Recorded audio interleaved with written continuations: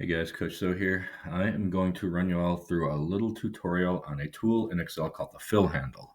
The fill handle is an extremely useful tool. It may be one of the more important tools that you will use in Excel.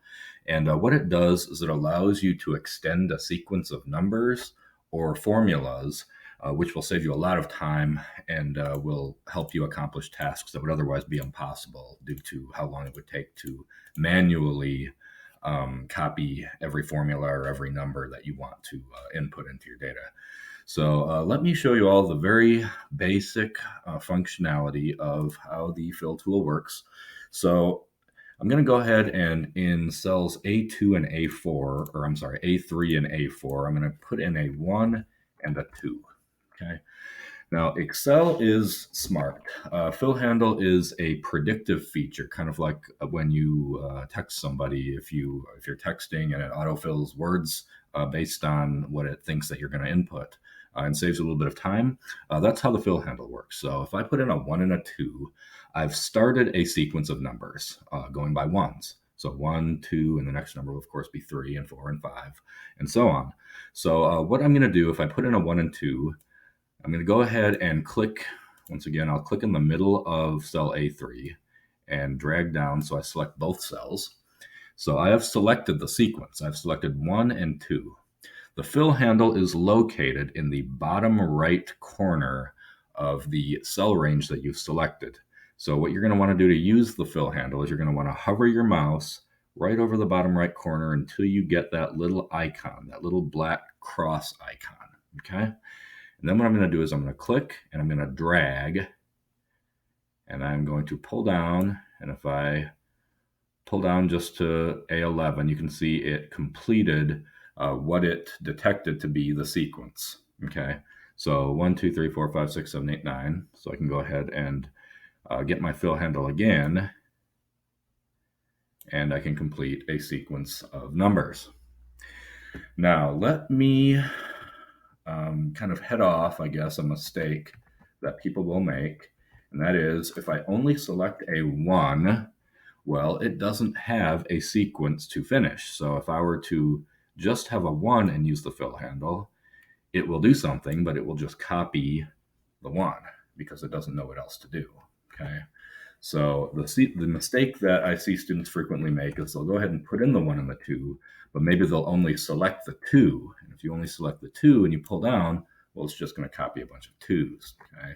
The same thing if you were only to select the 1 and pull down, it's only going to copy a bunch of 1s. Okay. So you have to be meticulous and make sure that you are selecting the sequence for Excel to go off of before you use your fill handle.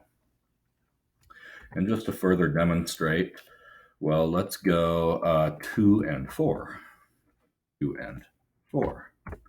Well, we would think that it would pick up the sequence and continue it as we would hope it would. And indeed it does. It's going by 2s. Okay. So you can use the fill handle, and I could go down as far as I could want to go, and it will continue that. So that was certainly a lot faster if that was what I wanted to do than doing it manually, of course. Okay. All right, so let's go ahead and use the fill handle, and let's fill this column out, this range, and let's just go by ones. So what I can do is I can put a 1 and a 2 and select those. And the 1 and the 2 pattern, when I use the fill handle, will overwrite the rest of these numbers. So I can go ahead and do that. Okay. All right. So this data range here is a price list for gym equipment. So I put this together just as an example of how to use a couple different tools. So that is the fill handle. What I also want to show while I have you all here is how to use the auto sum. Okay, so the auto sum is a tool that will do some basic calculations for us in Excel. So what I'm going to want to do is say I'm going to order some quantity of gym equipment. Say I'm trying to open my own gym or whatnot. Well, I guess let's go ahead and fill in this this blank range over here in column E. And let's just say I want to order 2 of everything. So I guess we can go ahead and apply the fill handle here.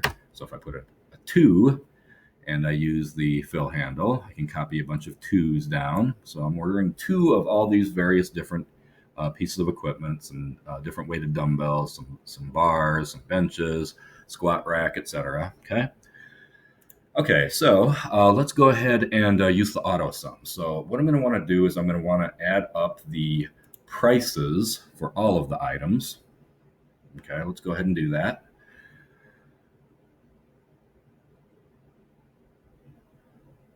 So auto sum is over on the right in the editing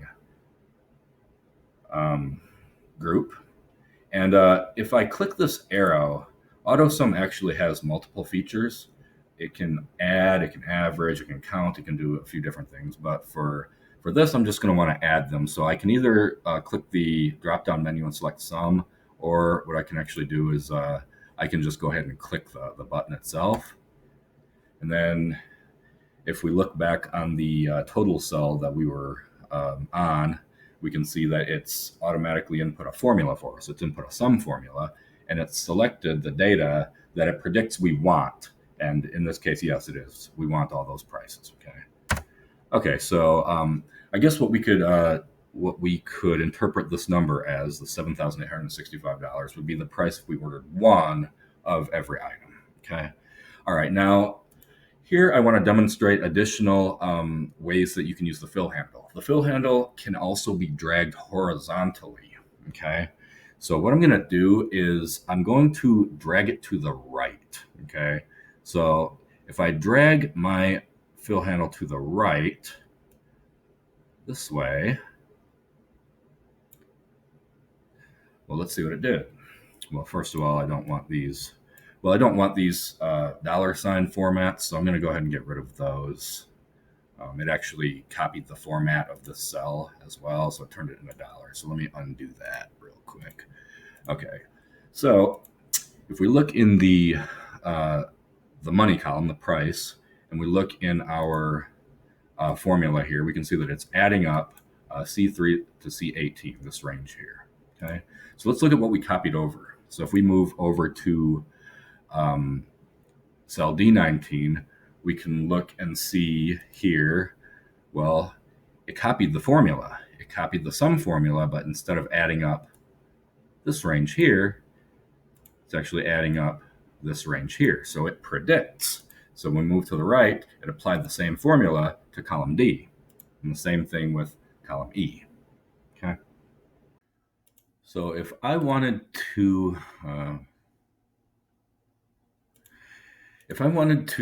get some meaningful totals for my order I'm about to place, let's see what I want to do here. So if I'm ordering all this equipment, two units of these various things, well, I'm going to want to know, or I would probably want to know, what is going to be the total cost for 2 of them. Okay, so let's look at row 3. A 5-pound dumbbell costs $4. I'm ordering 2 of them.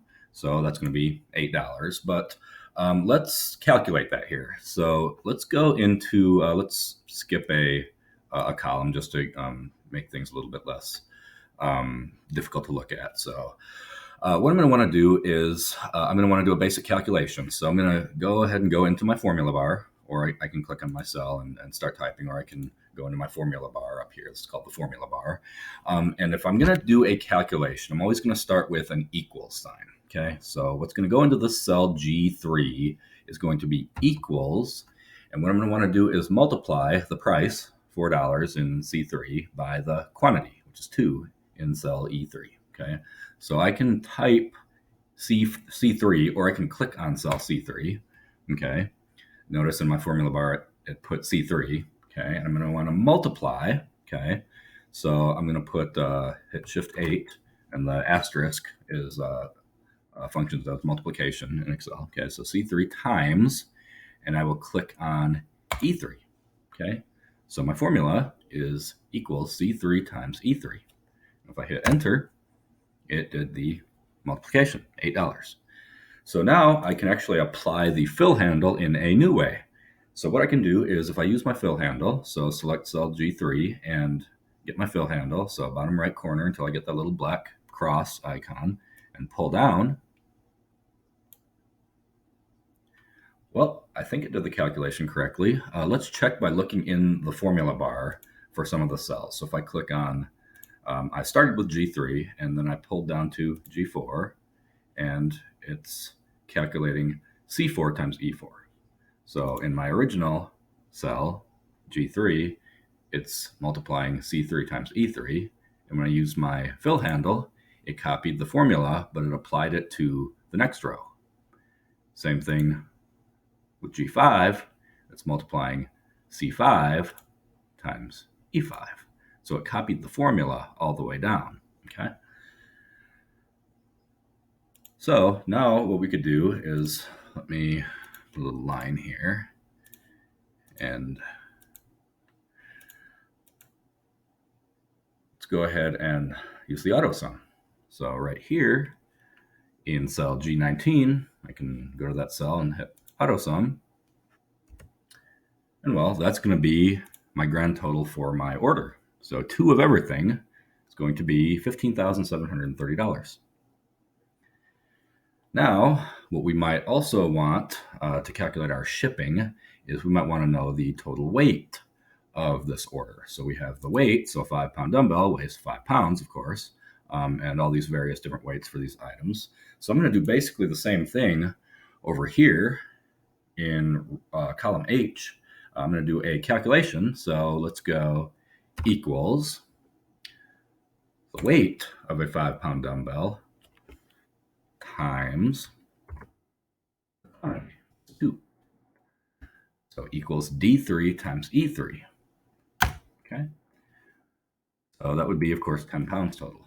So now let's go ahead and use our fill handle here. Okay. So that would be the weights for 2 of each of these items. So what we can do is we can use the fill handle and go to the right, and it's going to use the AutoSum over here. So if I select G19 and I use my fill handle and pull over to the right, well, got to make the column wider and make this not number format. It's going to be 5,454 pounds. Okay.